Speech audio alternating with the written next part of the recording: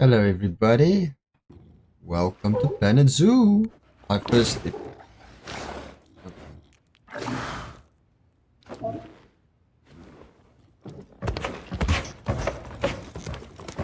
Okay, well what have we got here?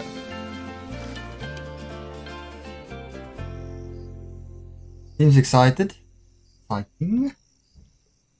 Just let me create my avatar.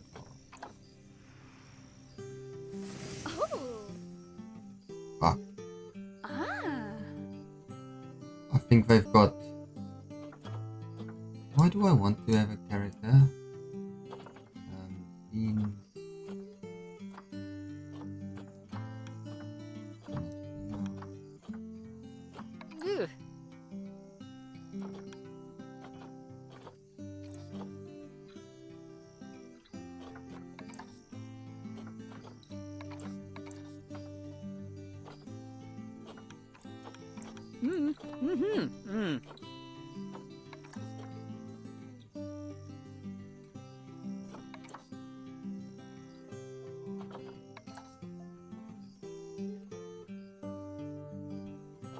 Let's be this guy. Yeah.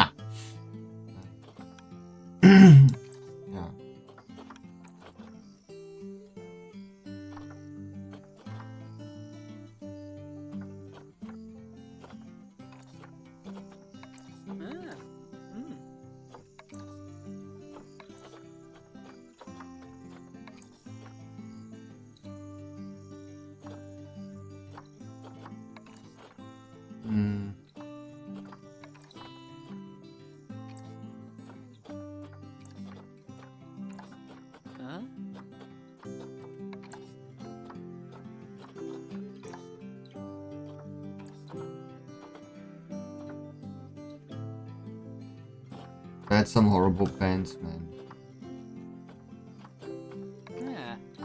Those horrible pants.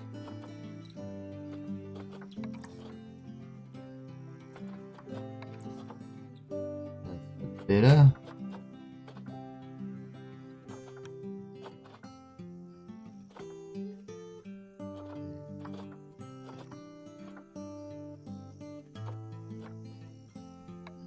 Yeah, my friend should not see my avatar. Yeah. Woo!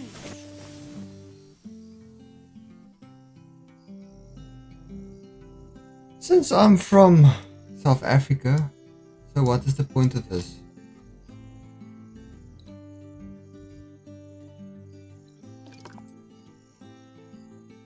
Wait. Place your avatar HQ. HQ is where your players will see your avatar. Knees usually.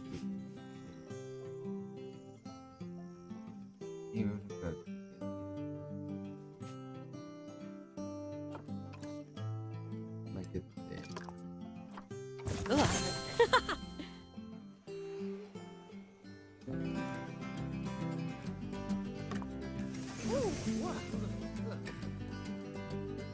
There's somebody standing on the beach.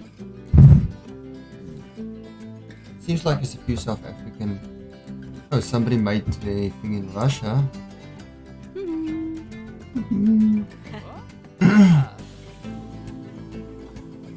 Ah.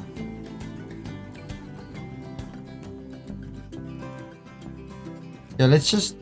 I'm not really interested in career mode. Let's see.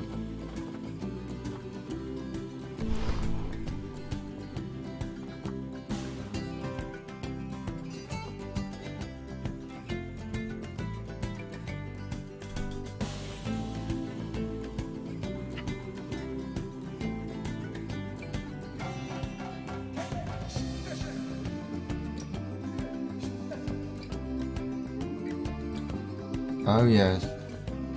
Let's put an anaconda poster where the lion is. Oh come on. I had to pick a turtle for this. My computer's fast. Put a cheetah over there. For fuck's sake. I love this music though.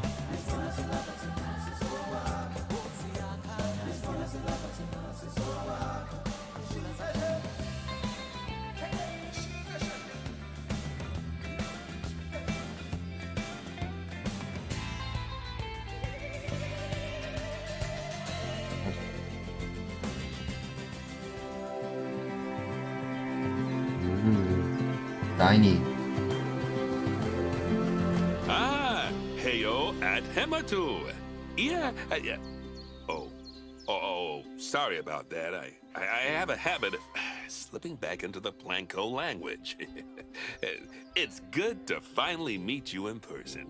I'm Bernard, although I insist you call me Bernie. Bernard? The only person who calls me Bernard is my wife. And even then, only when I've tracked elephant dung into the carpets. As you know, I own several zoos, but I always like to show people the ropes here at my home.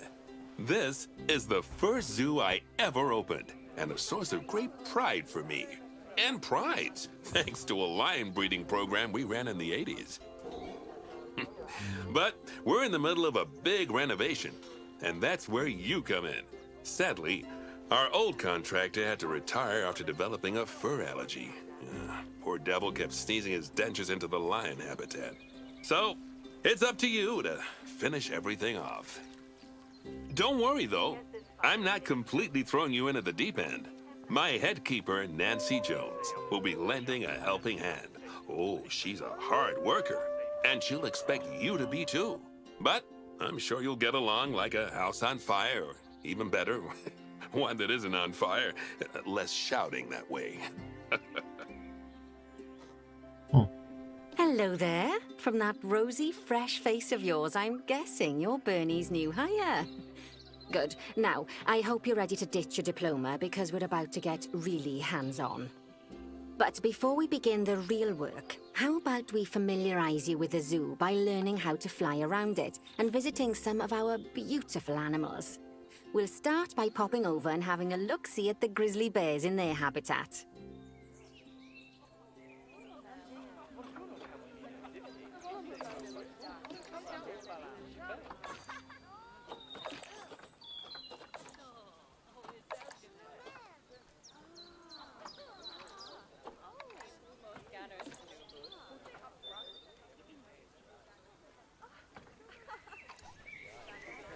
Did you know that grizzly bears, also known as Ursus arctos horribilis, can hibernate for up to 7 months a year?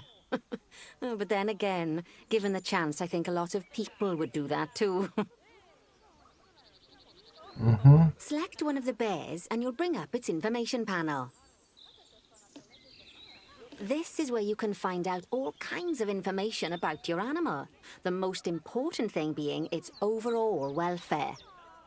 You'll learn more about animal welfare today as we go through your objectives. But for now, let's enjoy this magnificent animal. Why don't you select the camera at the bottom of its information panel? See now, this is a fantastic way to get a close look at your animals. You can also get this view of an animal by simply double-clicking on it. Okay, when you're ready, let's pop over to the other side of the zoo and take a look at the lions. I've marked their location for you to find.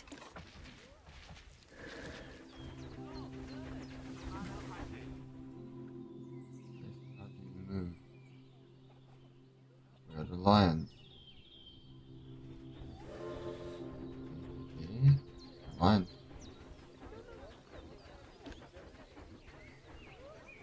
Plain zebra.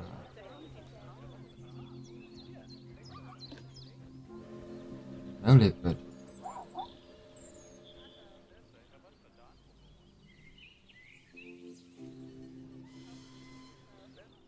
Oh, there's the lion. Panthera leo. Or the West African lion to you and me. Lions are the most social of the big cats, and there can be as many as 40 lions in a pride. Although prides of that size are pretty rare. As Bernie would say, those lions are awesome. Which is precisely why I handle the training instead these days. Anyway, how about we get started on those objectives? Come on, let's head over to an empty habitat and see what needs doing there. Jeez.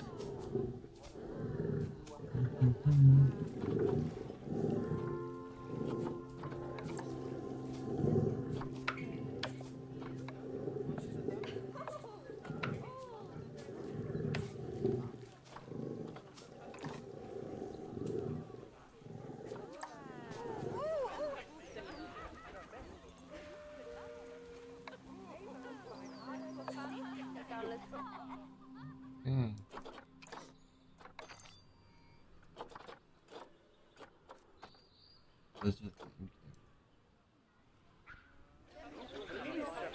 As you can see, it's a lovely space for animals, but it's missing a certain something. Well, two somethings. Warthogs. So I'd like you to adopt a pair of them. To adopt animals, we need to open the animal market, which is in the animal trading section. There we are, a pair of perfectly splendid warthogs for our zoo. Just click on them and select Adopt from the side menu. Normally the animal exchange would be full of animals, but I've emptied out the market while you learn how it works. The last thing I need is you accidentally ordering a dozen elephants. When you adopt an animal, it's automatically placed in the trade centre, where they're held until you're ready to move them into their habitat, which, as it happens, you are. So how about you move them into their new home?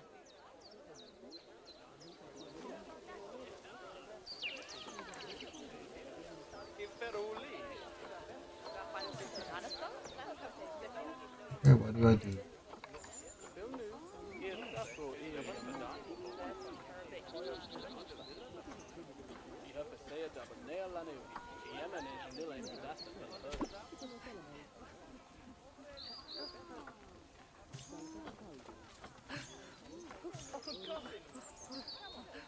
When you ask for an animal to be moved into a habitat, your caretakers will go to the trade centre, collect your animal, and deliver them to your selected habitat.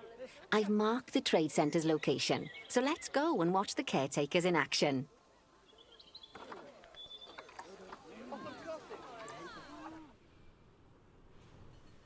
Where is it? Pause. Pause. How do you pause this game?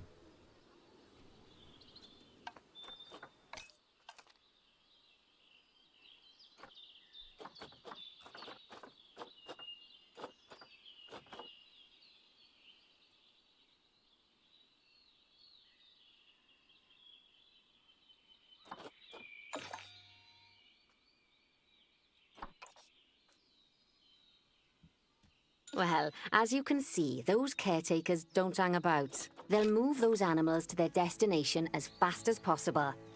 Of course, normally we'd have to place the animals into quarantine before moving them into a habitat, but I am assured by a person of good standing that these warthogs are in the very rudest of health. Right, let's get the warthog's habitat finished up so we can keep them nice and happy. You see, each animal in the zoo has an overall welfare statistic, basically how happy they are.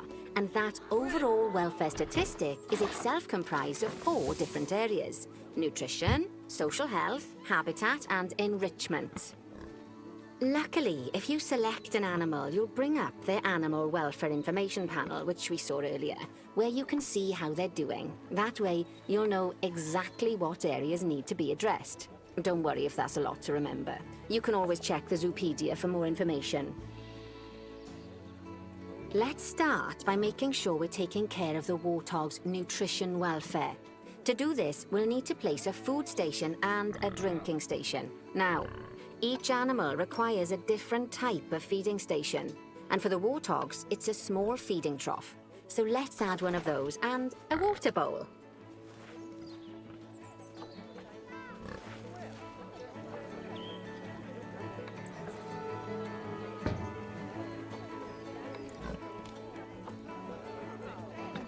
Animals also require stimulation to keep them happy. Let's add a lovely mud bath for the warthogs to roll around in. That bath will count towards their enrichment welfare, specifically their toy enrichment welfare. Oh, nice work. You've got a knack for this, I see. Now, our contractor had to leave in a hurry, so this place is in a pharaoh state. Unfinished thingamajigs and whatsits all over the shop. But the first thing we need to finish is the ostrich habitat. It's over near the hippos.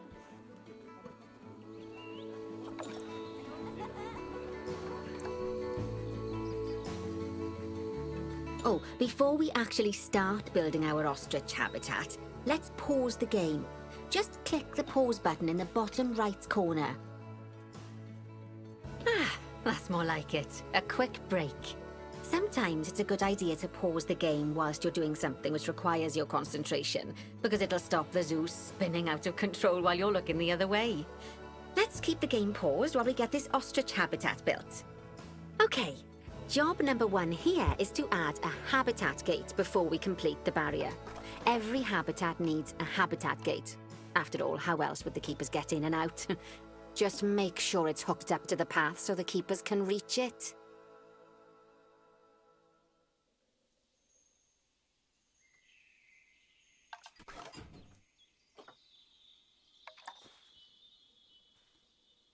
Right, let's complete the perimeter barrier so we can adopt us some ostriches.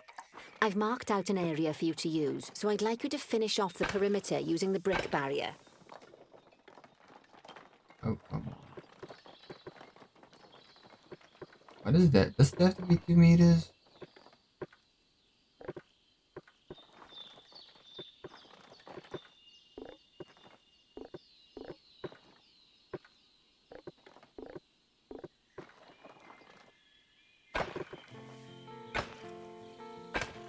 Good work!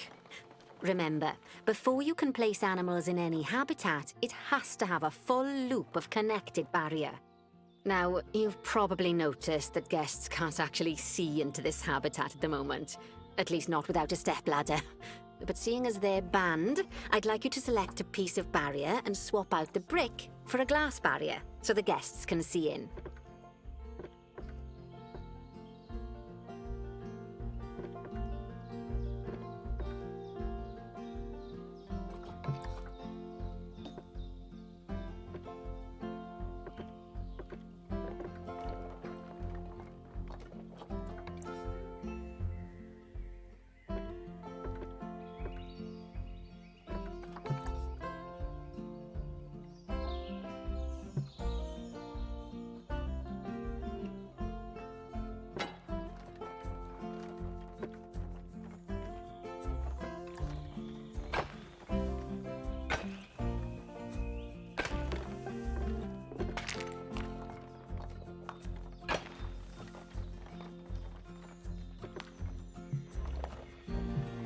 What the fuck, man?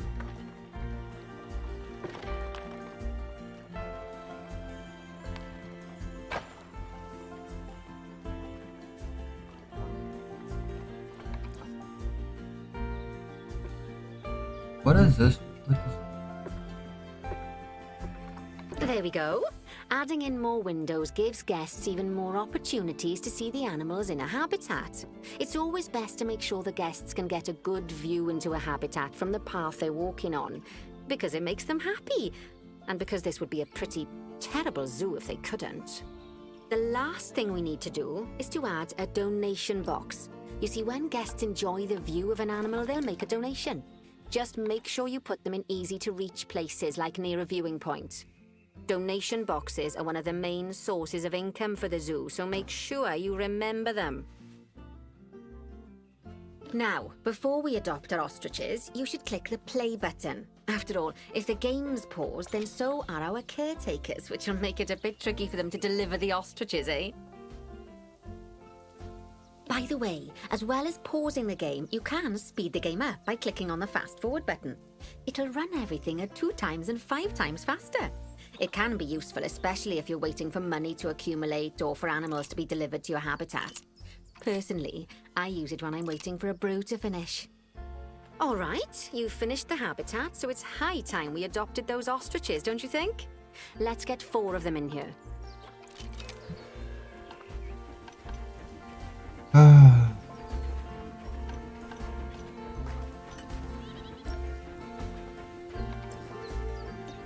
How many ostriches? How many ostriches? I think I have 4 ostriches.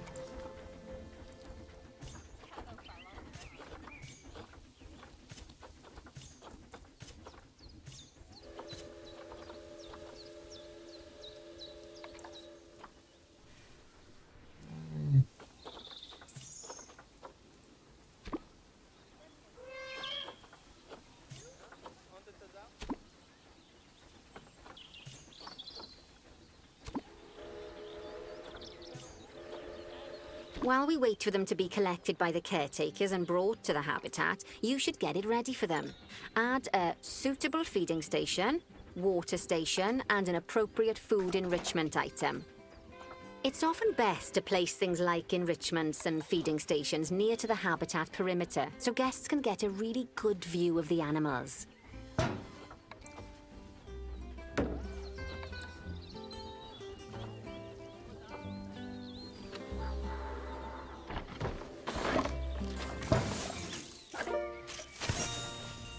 Oh, good to see the ostriches have somewhere they can really stretch their legs. Did you know they can actually run at 43 miles per hour? Oh, heaven forbid they ever escape. The speed camera fines alone would bankrupt us. Well, Bernie certainly seems impressed. Did he do his speed camera joke? Every time we get an ostrich. So, now we've made the ostriches' lives a bit better, let's do the same for the keepers, shall we? To make it easier for the keepers to feed the ostriches and hippos, we should build a new keeper hut.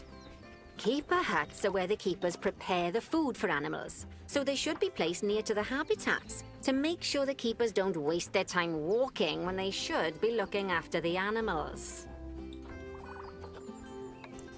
You'll need to rotate the keeper hut to get it to connect up to the path.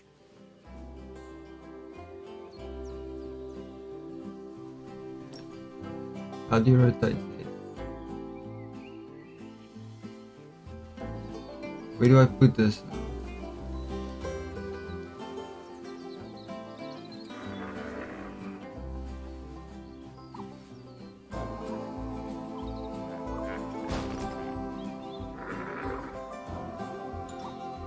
This keeper hut only has space for one keeper, but the larger keeper hut can allow multiple keepers to prepare food at the same time. Oh, but bear in mind that keeper huts and other staff facilities shouldn't be placed near to areas where there are lots of guests. Guests don't like seeing facility buildings, and it can affect their happiness. Negatively. In case that wasn't clear. Something that all facilities, shops, and a whole host of other objects need is power. And that obviously includes your newly built keeper hut. So let's place a transformer next to it, shall we? Now, the reason everything has gone blue is because you're using the power heat map. This map allows you to see what is and what isn't powered in your zoo. So once you've placed your transformer, you can click in the bottom left to turn the heat map off. Lovely work. Now the keepers can start using the hut to prepare food, and thanks to where you've put it, they won't need to walk very far to deliver it to the ostriches and hippos. Let's get on to your next objective then. Bengal tigers. We want to adopt some, but I'm afraid there's nothing ready for them yet. Head on over to the plot of land I've marked out. It's not too far away.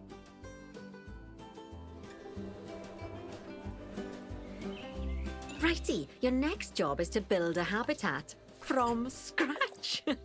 And concrete and glass, I expect. So, go ahead and build it. Just make sure that the habitat includes that big hole we've dug. Oh, and don't forget to add a habitat gate to the barrier. Oh, and make sure the guests will be able to see the tigers.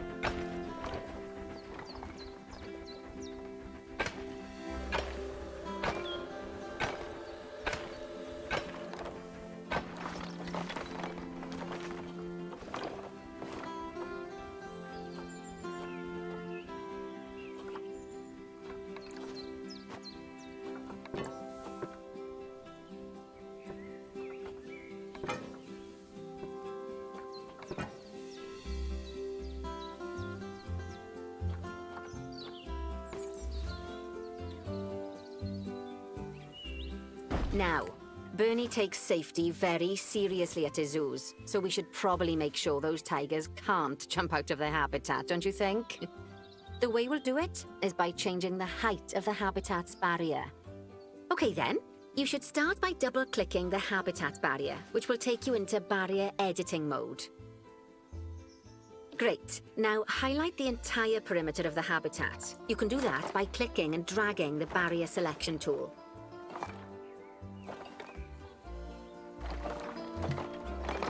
Wait.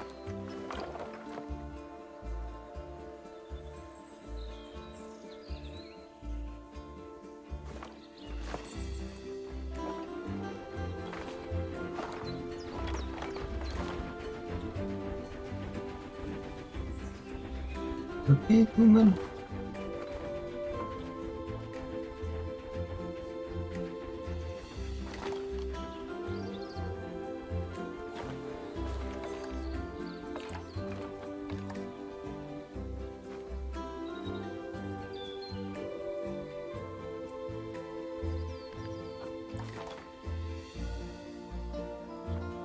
Great. Now highlight the entire perimeter of the habitat. You can do that by clicking and dragging the barrier selection tool.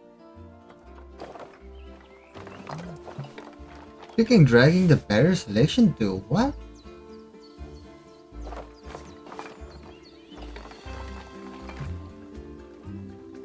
Now you've got all of the perimeter selected, you can increase the height of it by clicking and dragging the barrier height tool upwards. You'll want to make sure it reaches a height of at least 3.7 meters.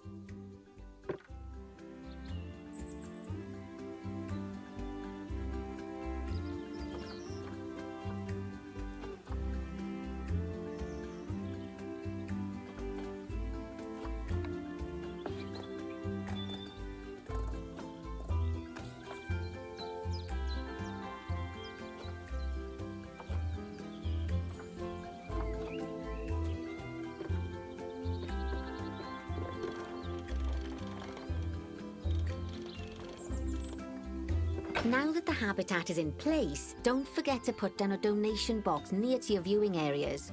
We need every dollar we can get. Especially as these tigers aren't exactly eating instant noodles for lunch. Okay, that's the habitat boundary complete, the habitat gate's in place, and most importantly, the tigers won't be able to jump out of it anymore. I think it's time we adopted those tigers.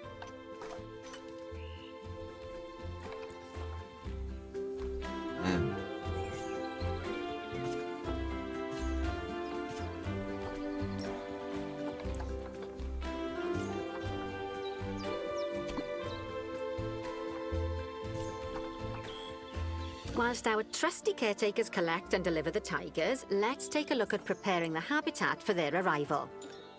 We'll start with the basics. Add a suitable feeding station for them.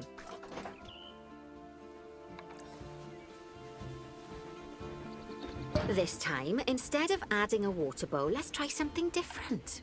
Some animals need a pool in their habitat so they can go for a swim, but they can also use it to drink from. All you have to do is make sure the banks of the pool have a gentle slope so they can easily get a nice, refreshing drink. There's already a pool excavated, but you still need to fill it with water. You should do that by going into Terrain and selecting the water tool.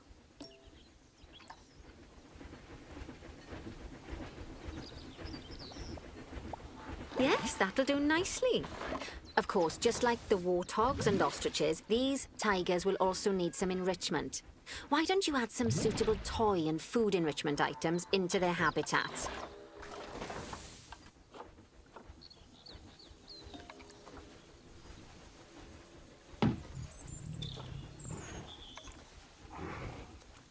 Okay, it's really starting to take shape.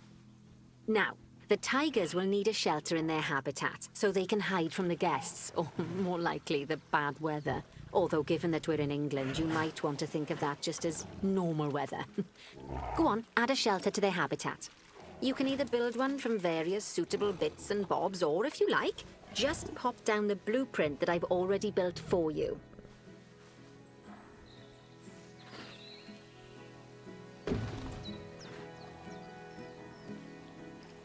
Oh, poor Dabs. I'm sure it can't have escaped your attention that the tigers look a bit miffed. That's because they aren't too keen on the type of terrain in their habitat. Select a tiger and bring up its information panel. Rightio, click on the terrain tab. That way you can view the terrain information and see how they feel about the different types of terrain.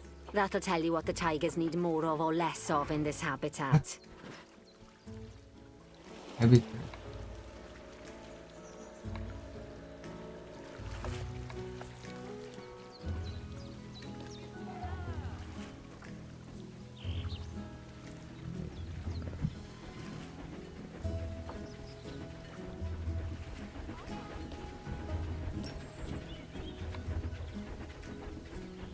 Oh, so they say it's appropriate.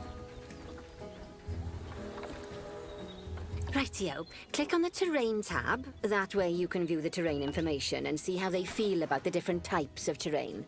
That'll tell you what the tigers need more of or less of in this habitat.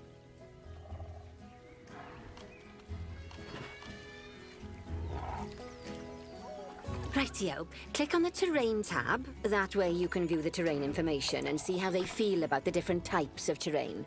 That'll tell you what the tigers need more of or less of in this habitat. I don't understand.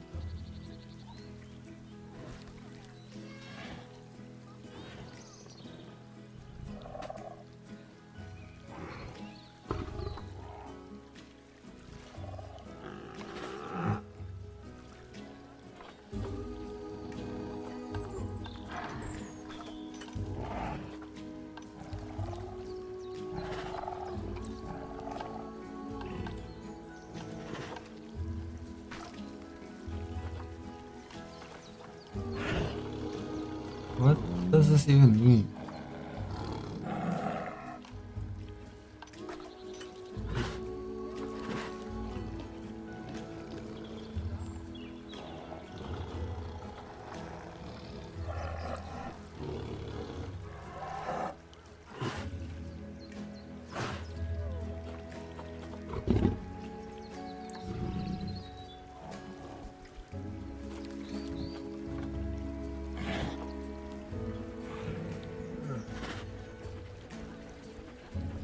Tropical frost.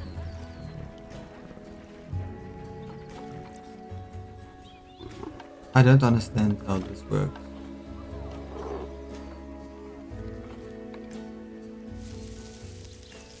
What do you want? The tutorials are not really good.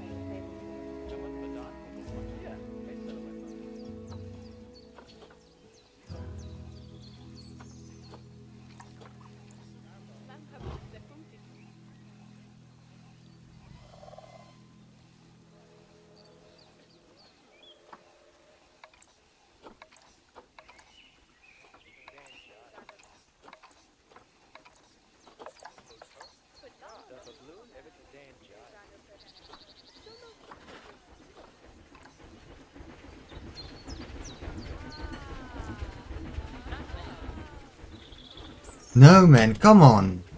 This is so confusing.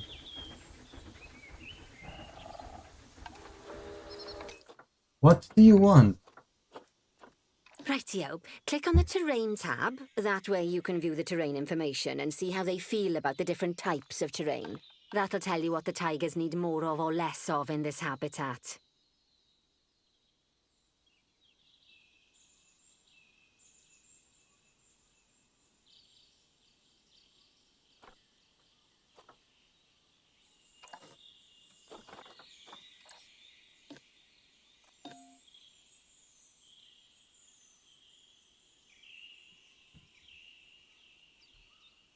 Open the terrain tab.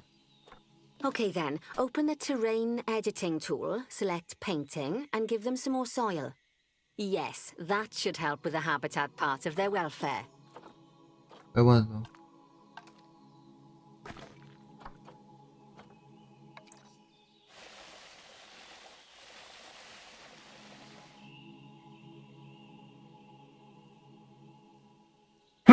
Sorry.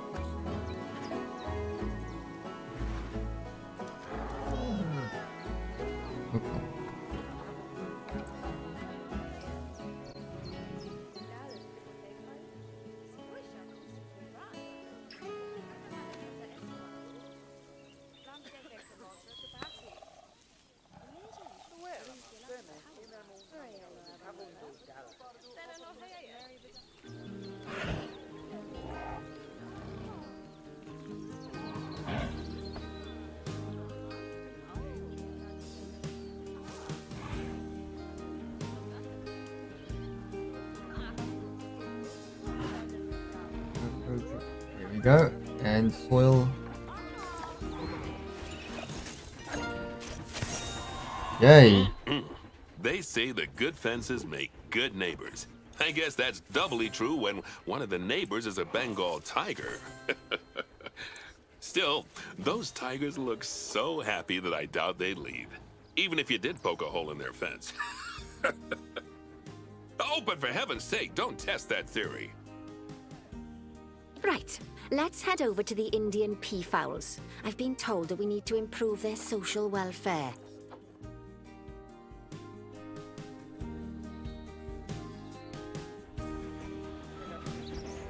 Now then, just find one of the peafowls and select them to open their information panel. Then we can have a good gander at how they're doing. Although technically, I suppose gandering would just be for geese. Expand their social welfare, and we can get a bit more detail. Now, they've clearly got plenty of space, and they're not stressed, but it looks like their social group isn't quite right. So let's find out more. Click on the social tab at the top of their information panel to see what's wrong. Right, as you can see, the peafowls need their population to be larger. To solve this little problem, you'll need to adopt 3 more female peafowls. Off you pop to the animal market then.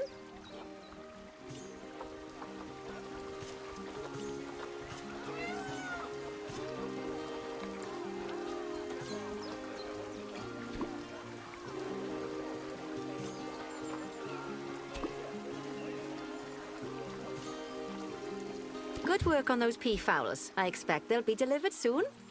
But sadly, it sounds like our snow leopard is a bit grumpy. Let's head over there and see what's wrong Sounds with like it. somebody I know.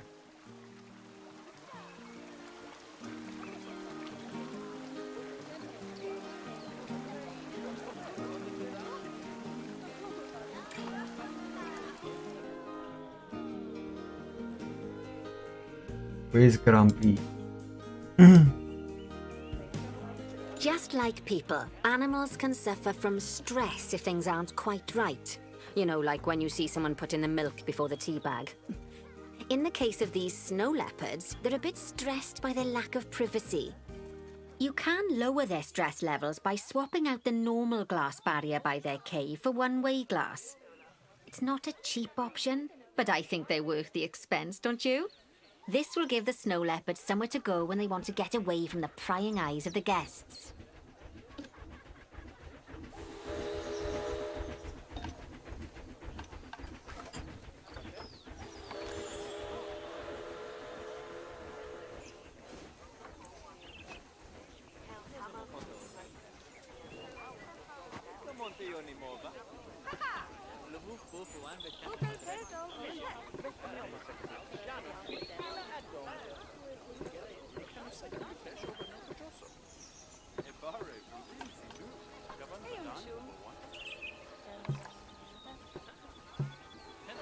Of course, when an animal isn't in its natural biome, it's probably going to be too hot or too cold.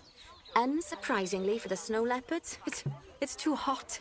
Even with the terrible British weather. You should help cool it down by adding some coolers to their habitat. But let's start by opening up the temperature heat map and having a look-see at the temperature in the leopard's habitat.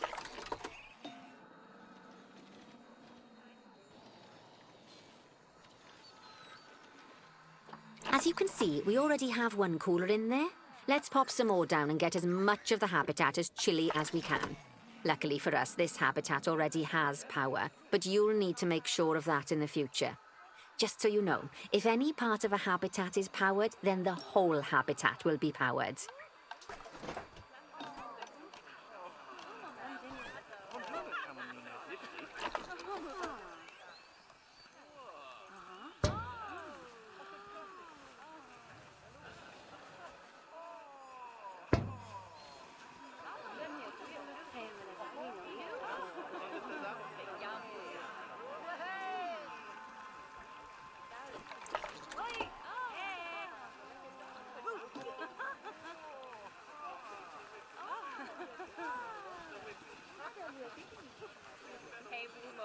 You can find heat maps for all sorts of helpful things, so do be sure to explore them and make good use of them.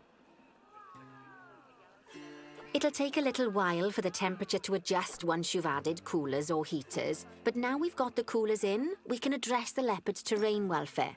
You see, what the leopards really want in here is snow and rock, so let's make that happen.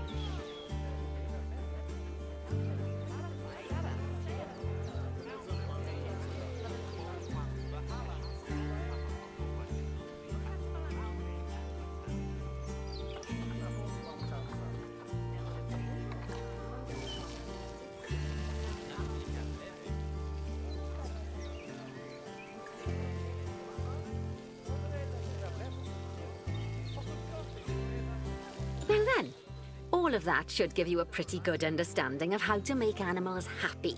So I'd like you to go and check on all the other animals in the zoo and fix up any issues with their habitats. That'll increase the average welfare of the animals across the whole zoo.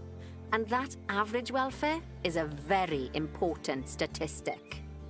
Now, to quickly see how all your animals are doing in the zoo, you should go into Zoo Management and then into the Animals section. As you can see, this list shows you the animals' overall welfare. So if something's amiss, then you can quickly pop over to them using the Locate button. Right, I'm off for a cuppa while you make sure all the animals are well looked after.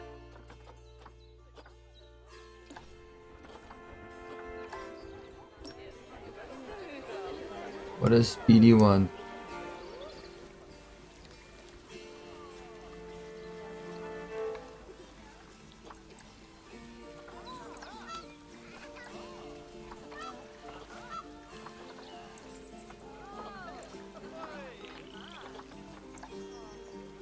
More shelter.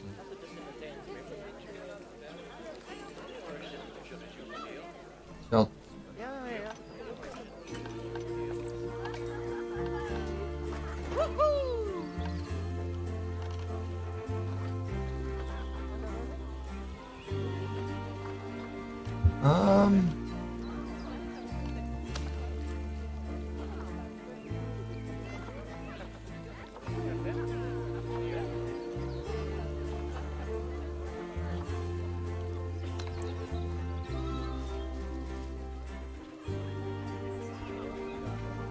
What is your shelter? This turtle shelter.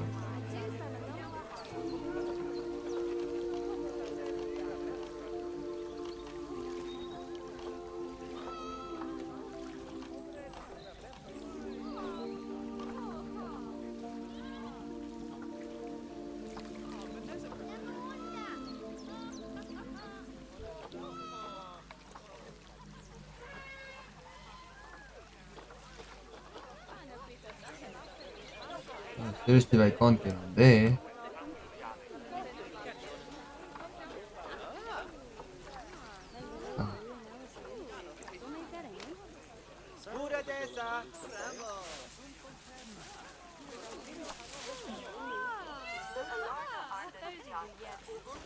What?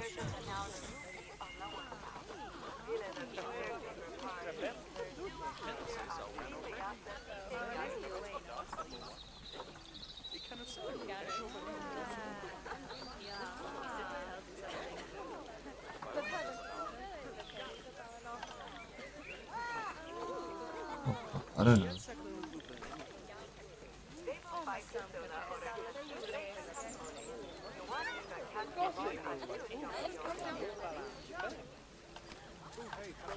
Okay.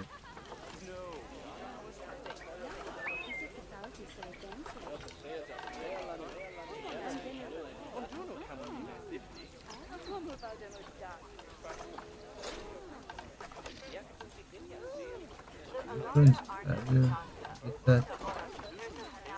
Isn't shop.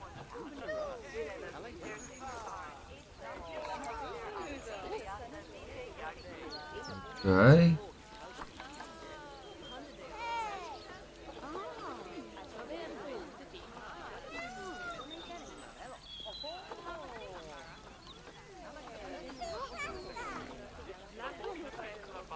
The turtle's not gonna go in there.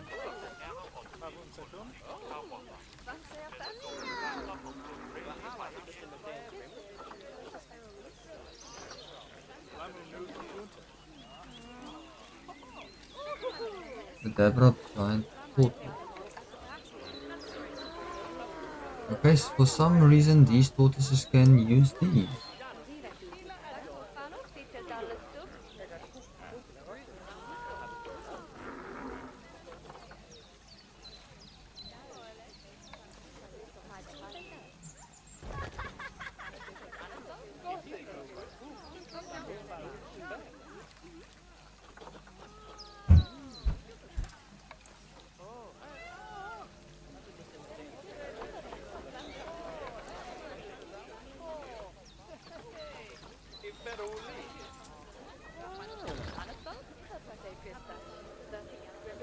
Okay.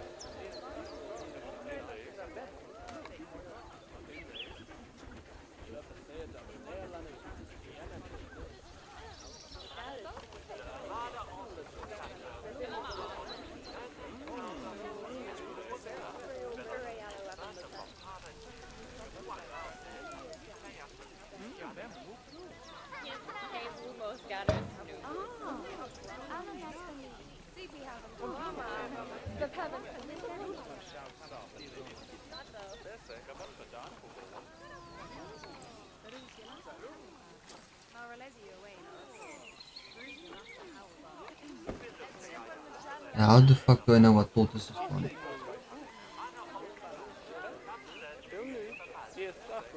Can't I say what tortoise is one?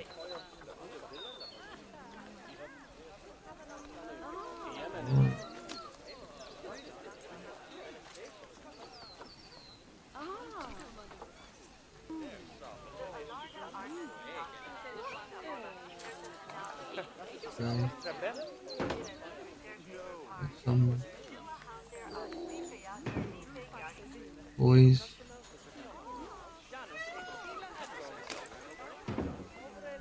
Points for you. Species food enrichment.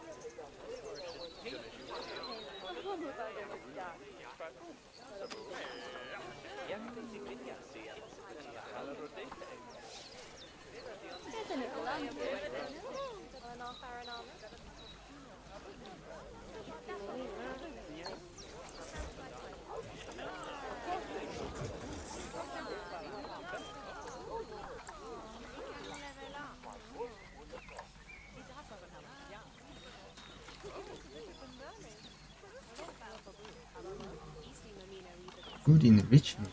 What the fuck?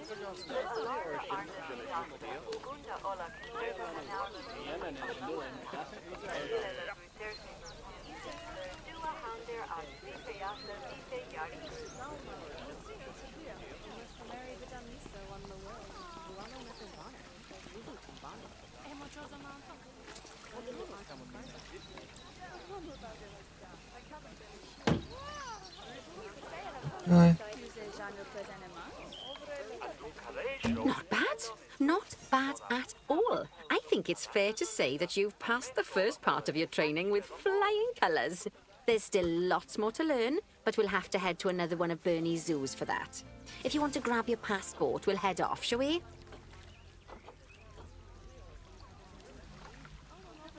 Okay.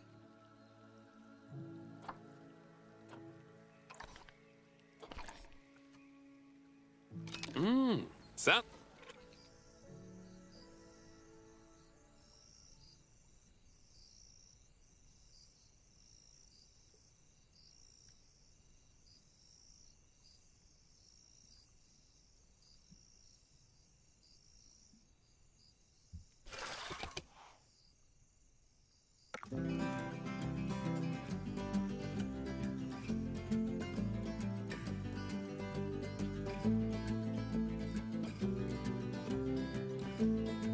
Believe.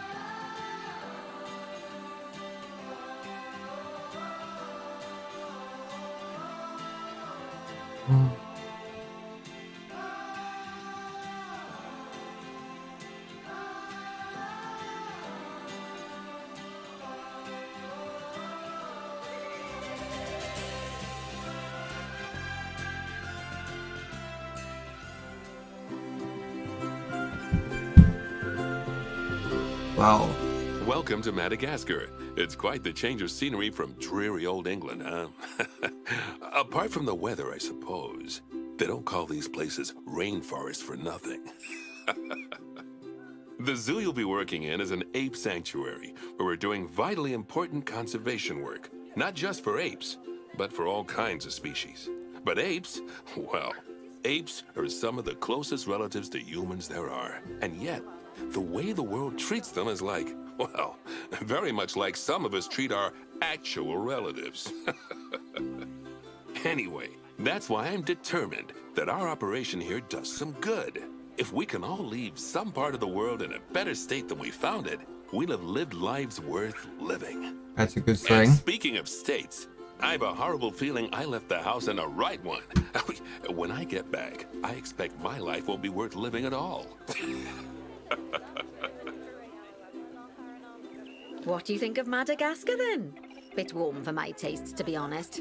Anyway, this is Bernie's primate sanctuary. It's not just primates, though. We've got all sorts of animals. So why don't we go and have a look at some of them, eh? We'll start by taking a look at the red-ruffed lemurs. They're the ones that look like they should be in a Shakespeare play. Come on, let's head over to them.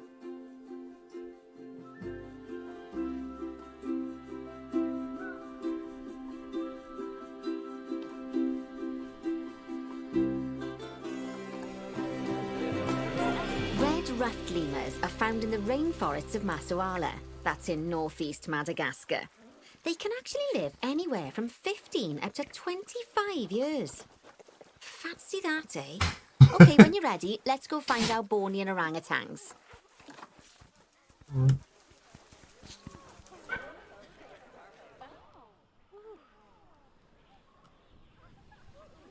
The Bornean orangutan is such a marvellous creature. They're always a big favourite at any zoo they feature in, and they're also the biggest tree-dwelling animal on the planet. Assuming you don't count any lions that got stuck up one. Oh, why don't you take a better look at them? Open up their information panel and go into the animal camera. Aren't they just incredible?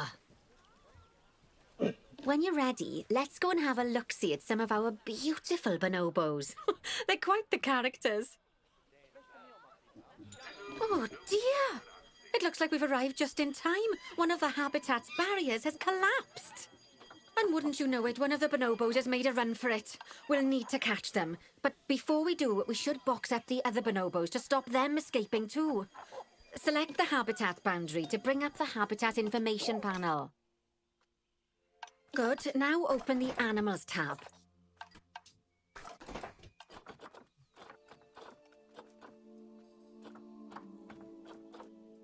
And click on Box All Animals to box up the remaining bonobos. Where is that? An indication, please?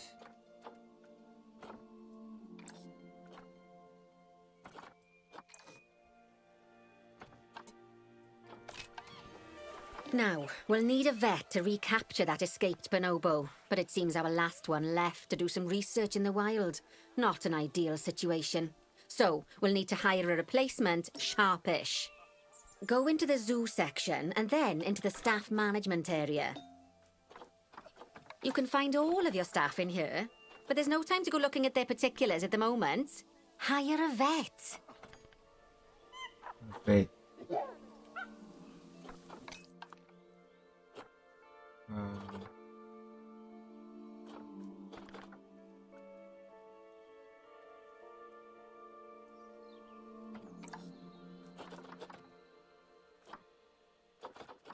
Now, click on one of the paths to place the vet in your zoo. Okay, that's a relief. So while the vet deals with our bonobo friend, let's go fix up their habitat so they can't escape again. Head back over there. As you can see, the barrier's collapsed. Someone's taken their eye off the ball, obviously. Let's get this one replaced. Select the barrier and then we'll edit it. Delete the broken section of barrier and replace it with a brand spanking new one.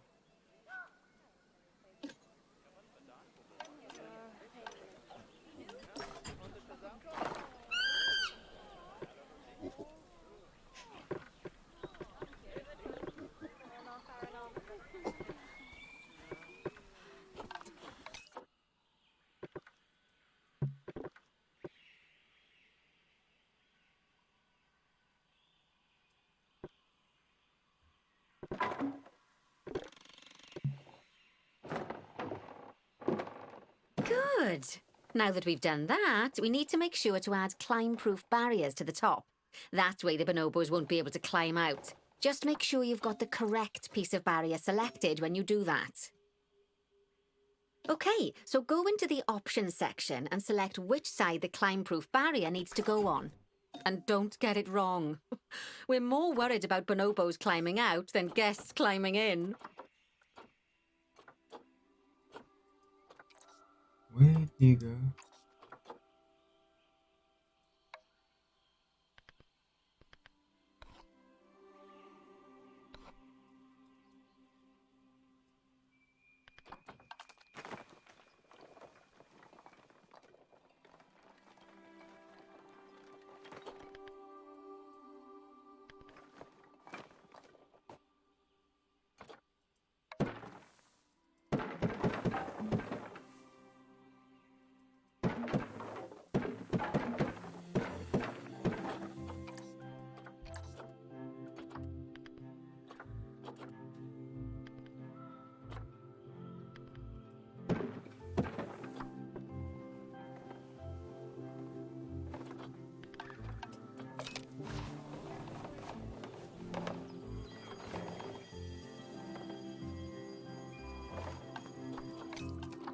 Climb proof.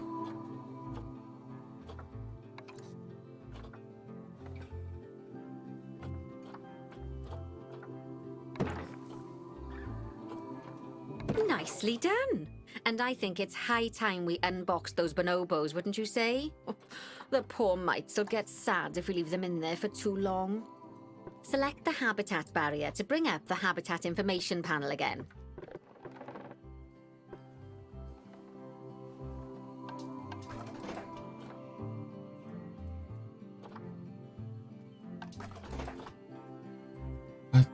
I just don't get this.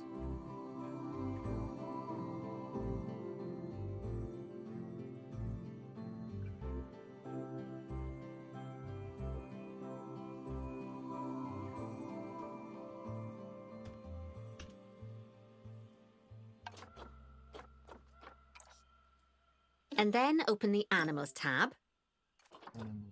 And finally, click on Unbox All Animals to let them out. I expect some of them are fair bursting for the toilet.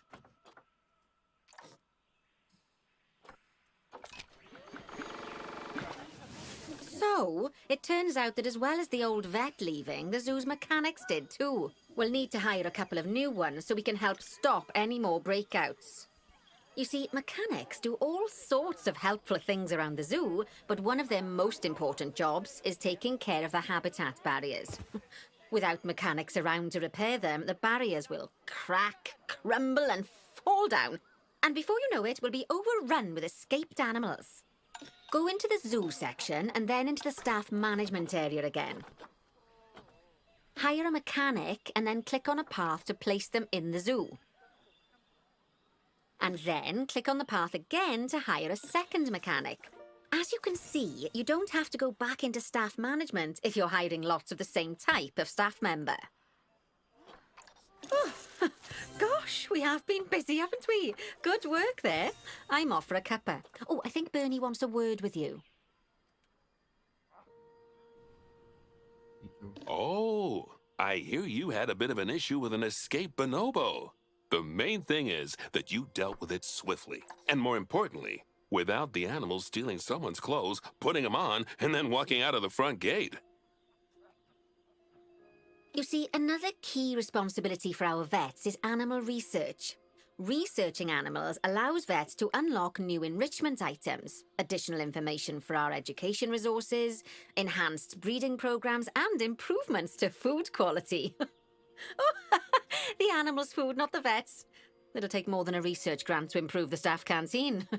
Anyway, as you can see, research is a key part of running your zoo. In order for a vet to undertake research, they require a research centre. And once again, that's something that this zoo is missing. So let's build one. I've marked out an area for you to put it.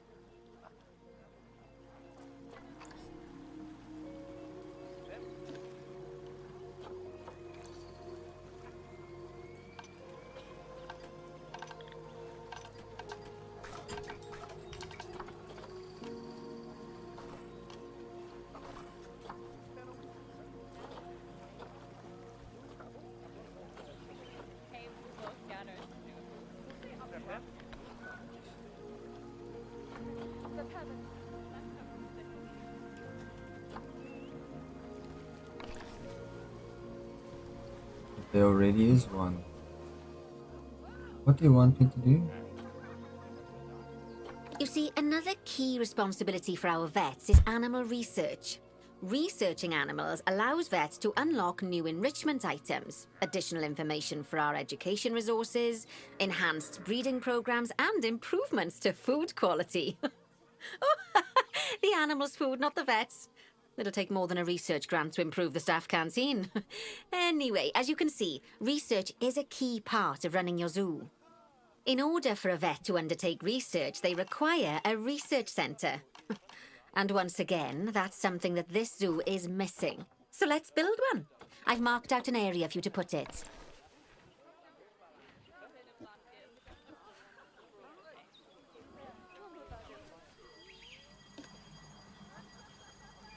Now, you've probably noticed that there's already a building where I want you to build the research centre.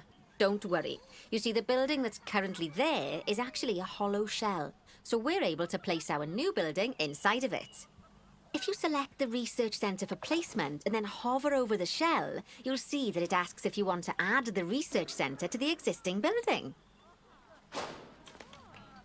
Okay, click to add it to the building. Oh, but that won't place it in just yet, though. First, we'll need to rotate our research centre so it automatically connects to the path when we place it.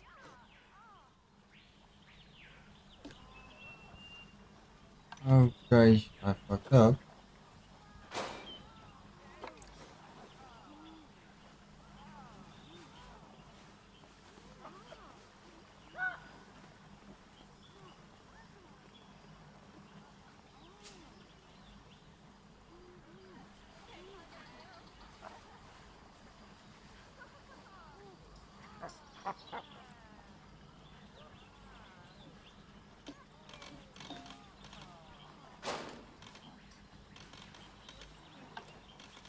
Right. Splendid work. Now that we have a brand spanking new research centre, we can give our vets something to do in there. Oh, by the way, it's worth noting that the vets will only do research when they're not required to do any other jobs. That said, you can change what jobs a vet does via their information panel. But let's not worry about that just now. So, let's get our vet researching ring-tailed lemurs. Go into the zoo section and select Vet Research. Here, you can see a list of all the animals present in your zoo, and also all the potential diseases that can occur. Now, drag and drop your vet onto the ring-tailed lemur to start their research.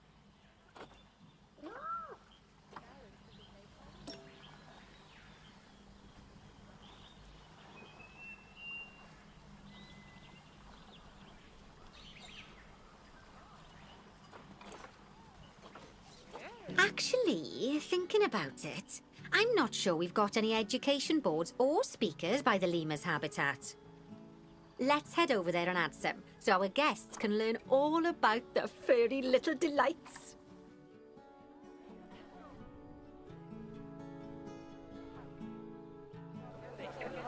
First off, let's pop down 2 education boards. Place them on the habitat barriers at a height that guests can see, or, if you like, pop them down on a stand.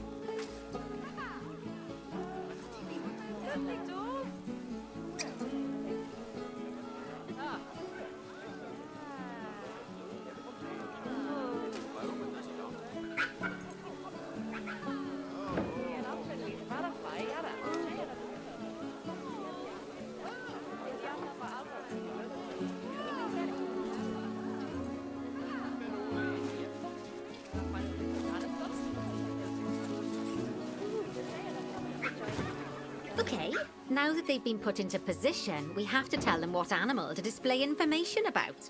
Select one of the education boards to bring up its information panel.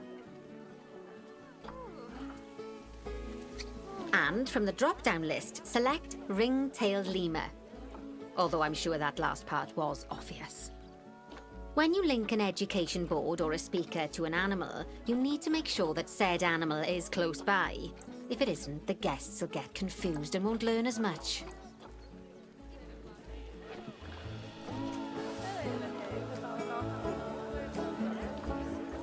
Okay, now that we've done the education boards, let's pop down a pair of speakers. Speakers play audio to the guests so they can learn while they look at the animals, instead of having to go through the laborious process of reading. Oh, one thing to bear in mind is that it's important not to put the speakers too close together. If you do, the guests won't be able to understand what's being said. Why?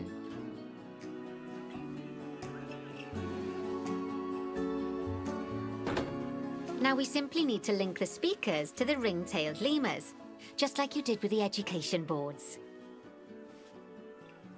Oh.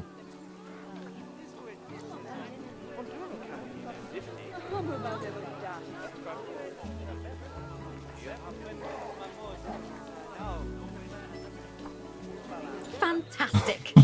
It's worth remembering that education boards and speakers both need power to work. They won't do much good without it.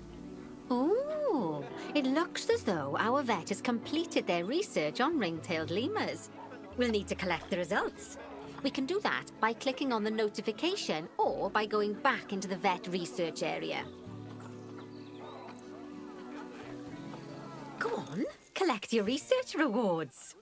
Just so you know, vets will continue to research an animal even after successfully completing a research level. I suppose when you're in the zone, you're in the zone. Well, now that we've enriched the lives of our guests, let's enrich the lives of our ring-tailed lemurs. Some animals, like lemurs, will have a climbing need. That means they have a requirement for a certain amount of climbing space, and you can fulfill that requirement by building them a climbing frame. Let's find out how much more climbing space our lemur friends need, shall we? Select one of them and bring up their information panel. Next, click on the Terrain tab. Now, as you can see, the lemurs need quite a lot more climbing space. But as it happens, I've already got a climbing frame blueprint built for you. So you can either pop that down or build one yourself from scratch. By the way, it's not always just climbing needs that you have to worry about. Other animals might need a certain amount of water in their habitat so they can go for a swim. They certainly do keep us on our toes.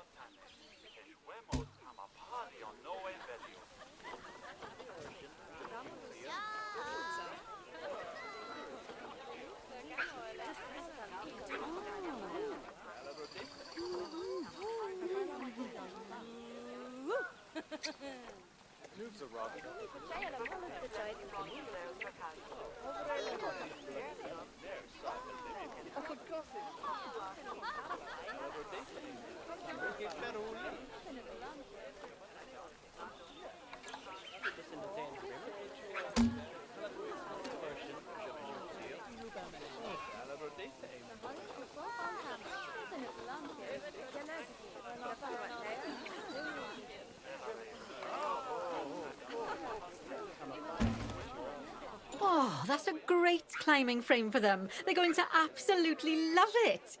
Do you know what would make them even happier, though? And? Nicer food. But that's true of all of us, though, isn't it? You can unlock better quality food for animals through research. Luckily, we've already unlocked some for the lemurs, so all that remains is to make sure they get served it from now on. Let's bring up the Habitat Information panel by selecting the lemur habitat. I don't know how to select the.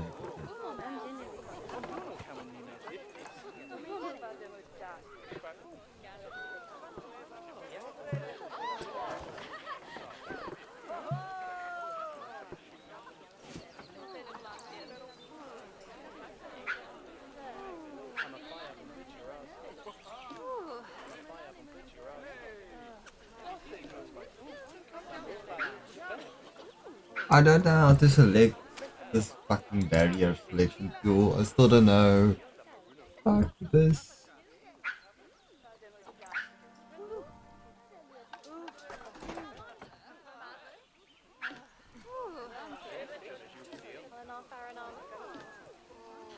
What? Say again. What must I do?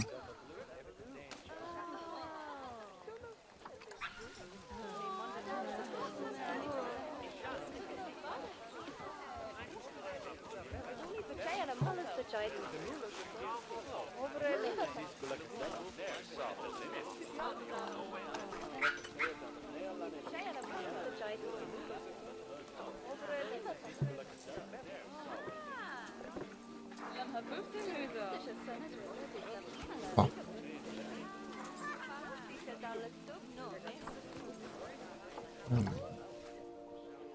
How do you select this fucking place?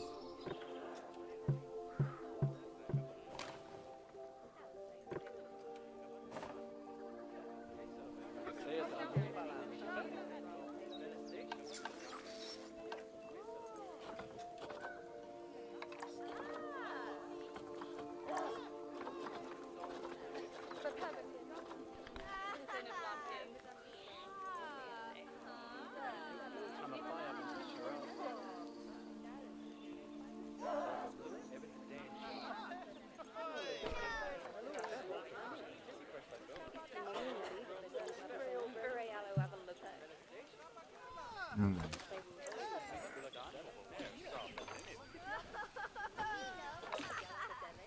Oh, that's a great climbing frame for them. They're going to absolutely love it. Do you know what would make them even happier, though? Nicer food. But that's true of all of us, though, isn't it? You can unlock better quality food for animals through research. Luckily, we've already unlocked some for the lemurs, so all that remains is to make sure they get served it from now on. Let's bring up the Habitat Information panel by selecting the lemur habitat. Lovely. Now select the Animals tab. There we go. As you can see, we can set the food quality in here. Just click on the drop-down menu and select Grade 2 Food Quality. Grade 2 Food Quality. My mouth's already watering. Mine too. So, a new climbing frame and better food. Oh, you've really spoilt those lemurs rotten. Now, I think it's time we looked at one of the zoo's most important responsibilities. Releasing animals into the wild. You see, when we feel an animal is ready, we can release them into the wild. But what makes an animal a good candidate for release? Well, their age is an important factor.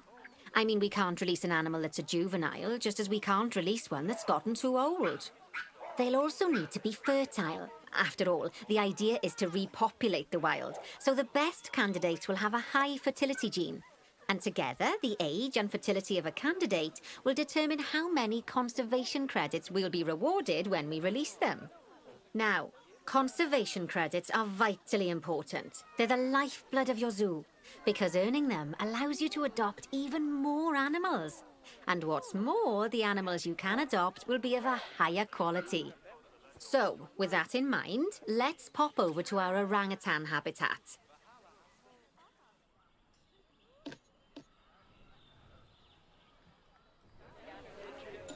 Okay, I'd like you to find Agang, the Bornean orangutan in the habitat, and select him, please. You can either click through each orangutan in turn, or select the habitat barrier, go to the Animals tab in the Habitat Information panel, and find him in the Animals list.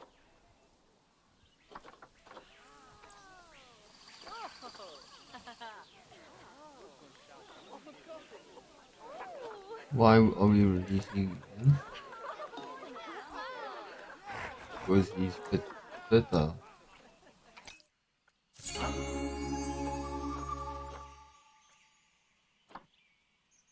I know it's sad to see him go, but he'll be happy out in the wild. And he's a wonderful candidate for release. Young, strong, and fertile. Excellent work there. You've definitely got potential, you know. You're right. Ah, I see you've been doing some homework. Although, it hardly seems like work when you're learning about something as adorable as a ring-tailed lemur. I imagine I'd have got much better grades at school if there'd been less algebra and more aldebra. Tortoises. Okay, so far we've done a lot of work with habitat animals, but now it's time to learn all about exhibit animals. Let's build a brand new exhibit. I've marked an area for our new exhibit. How about we head over there? Lovely. Now let's build a new exhibit in the gap that's been left. Just add it to the building like we did with the research centre earlier, then pop it into the gap.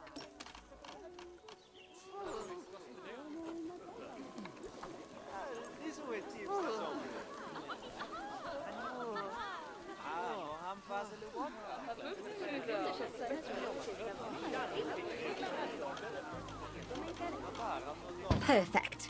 The next thing to do is adopt an exhibit animal to go in there. How about a Gila monster? Open up the exhibit trading section and adopt one. Just as we do with habitat animals, we need to send the Gila monster to the exhibit. Click on the exhibit to send it there. When you send an animal to an exhibit, it'll automatically be given the correct setup. But that doesn't mean it's completely ready for them. So let's finish it off. We'll start by adding some enrichment items. Click on the exhibit to bring up its information panel. Good. Now click on the Layout tab. Oh, well, it looks like we've only got the enrichment level 1 items unlocked at the moment. Never mind, let's turn on at least one of them for the Gila monster. As I'm sure you know by now, you can unlock more enrichment levels by having one of your vets do some research. Now we'll also need to set the temperature and humidity in the exhibit. These are vitally important for keeping our Gila monster happy and comfortable. Click on the Climate tab. Here you can see the Gila monster's desired temperature and humidity. You can change both of these by adjusting the dials below. Make sure it's going to be nice and cozy.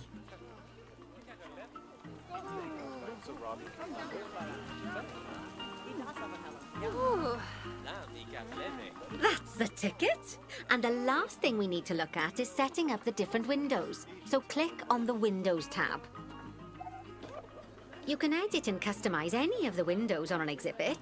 A window can be closed and blank, or have a 2-dimensional background, or even a 3-dimensional background on it. Why don't you have a play around with the options? There's also an exhibit education board.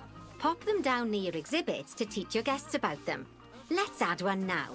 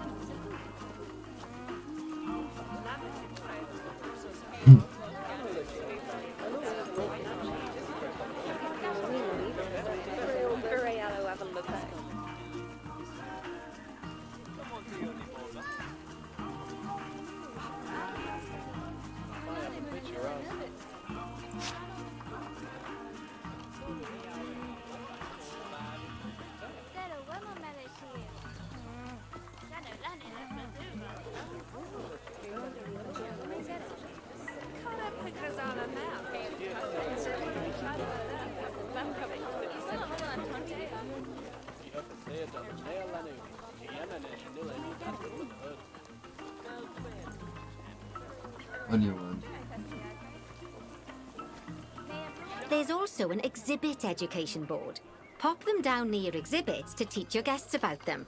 Let's add one now.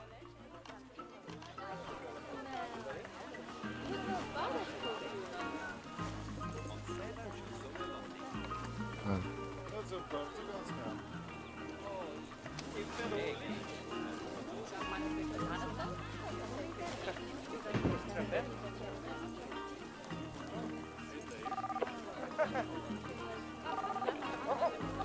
Now get out of the way.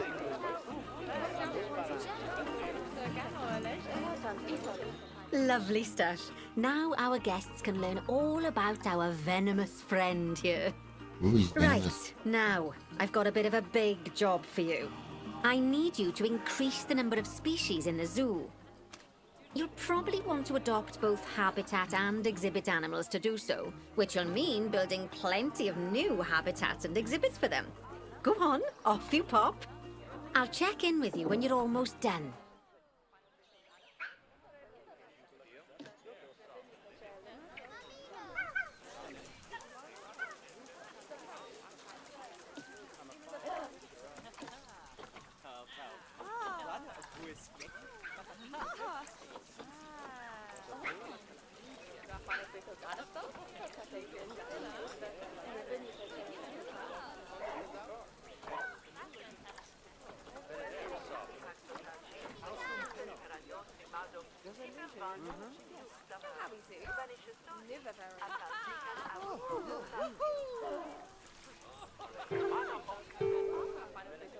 Well, species in the zoo.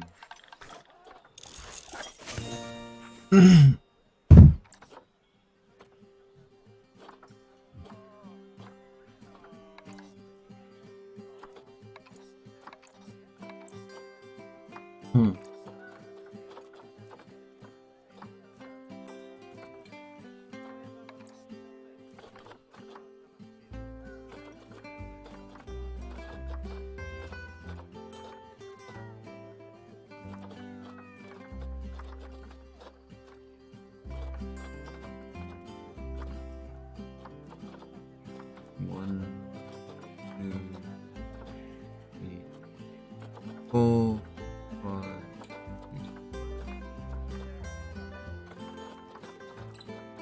Want to like the amount of species?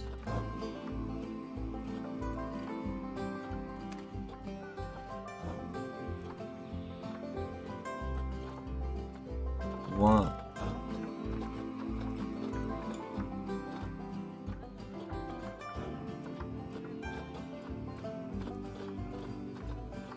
Can't it be give a bit more info?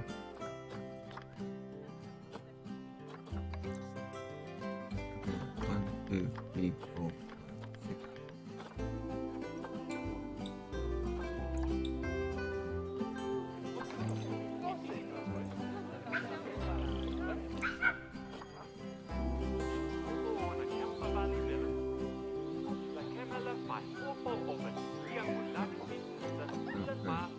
How do we do this?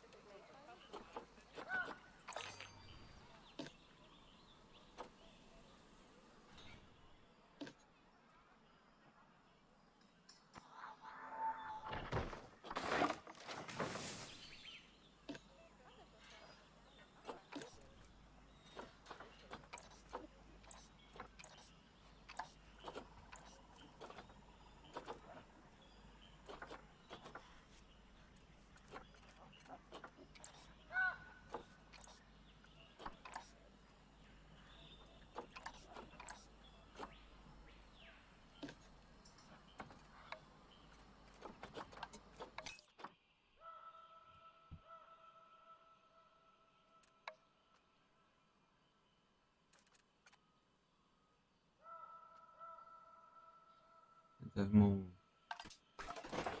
water for you.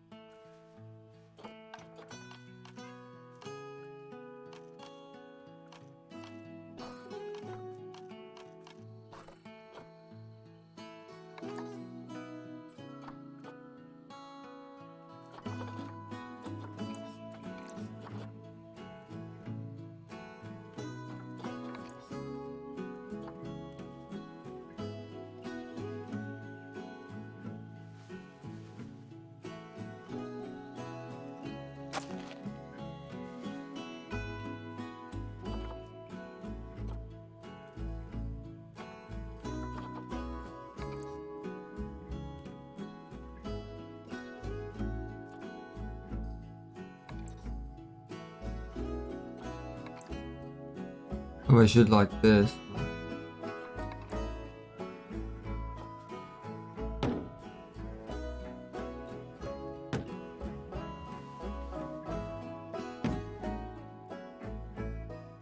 I should. Oh.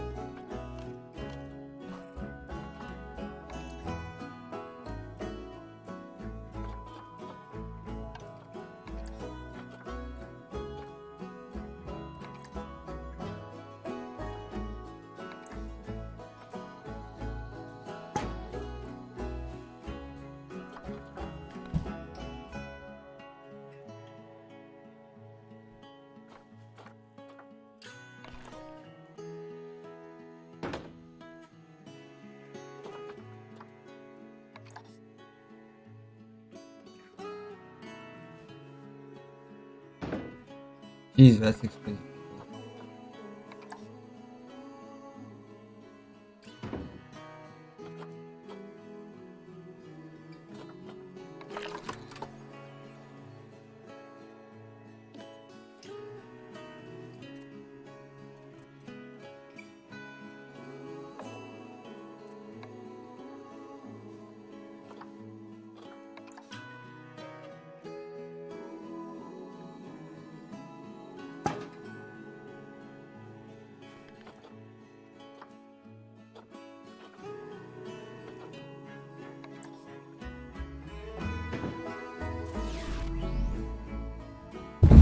Ali Morgan, thanks for following. Enjoy the game.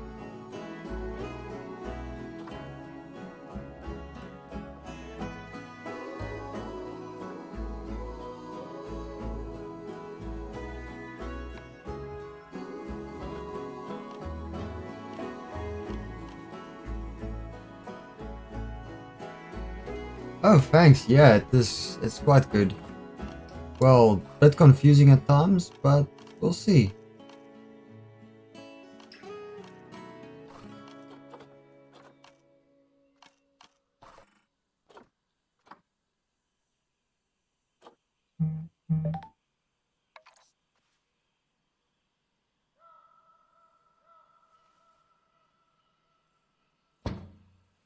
Why is hydration not? Is it just you, or the others too?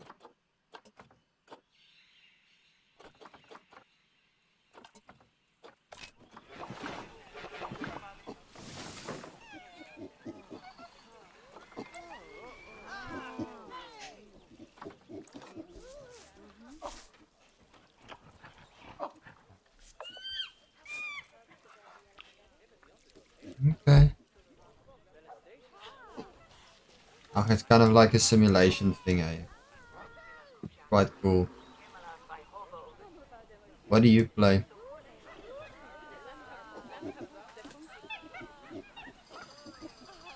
Yeah, the monkeys are happy.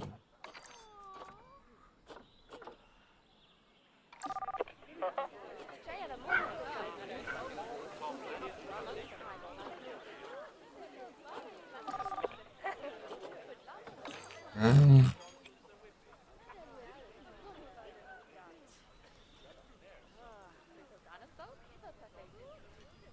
Those species in the zoo.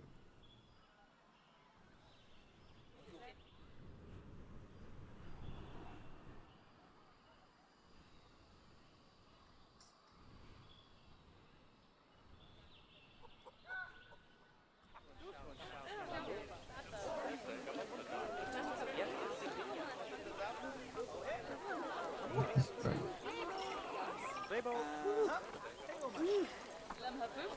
Let's have a.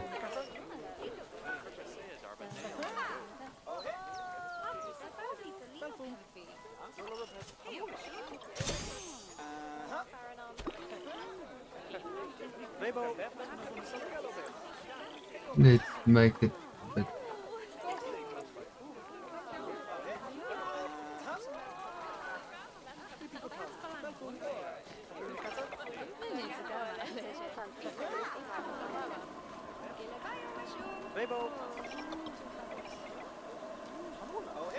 Here we go. I honestly don't know, to be honest. I just my PC can manage it, so sorry, I can't tell you. But I think your PC should be able to handle it. Any PC actually.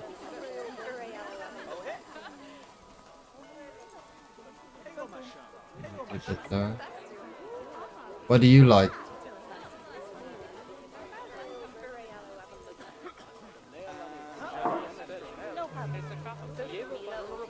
There we go. Okay, this animal overview, exhibit, layout.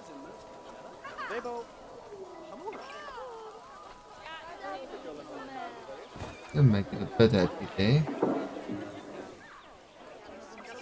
Right, so I've got 10.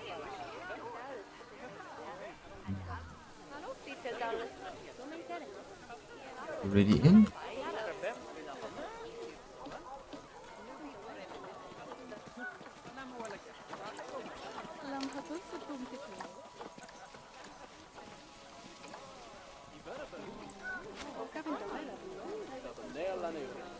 Ah.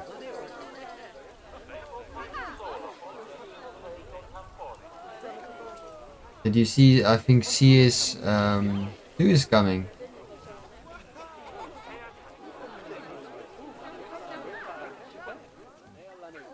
Oh.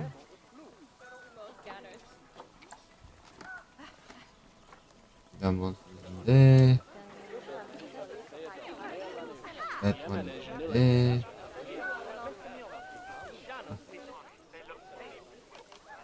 I don't know what to place where.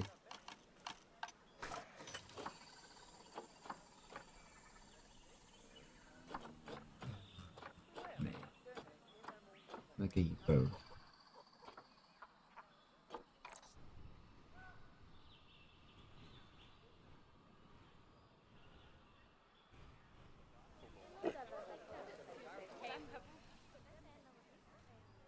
We go here.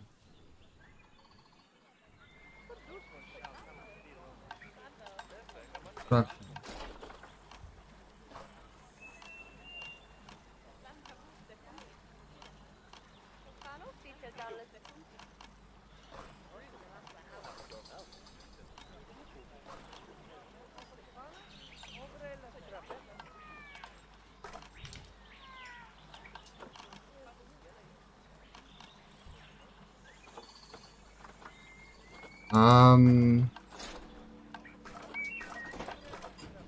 I've got somebody that does stuff for me, thanks.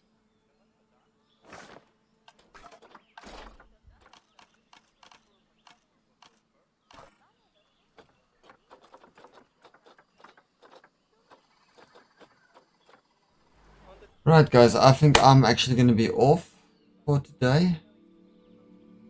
Quite late, and yeah. See everybody next time. Thank you.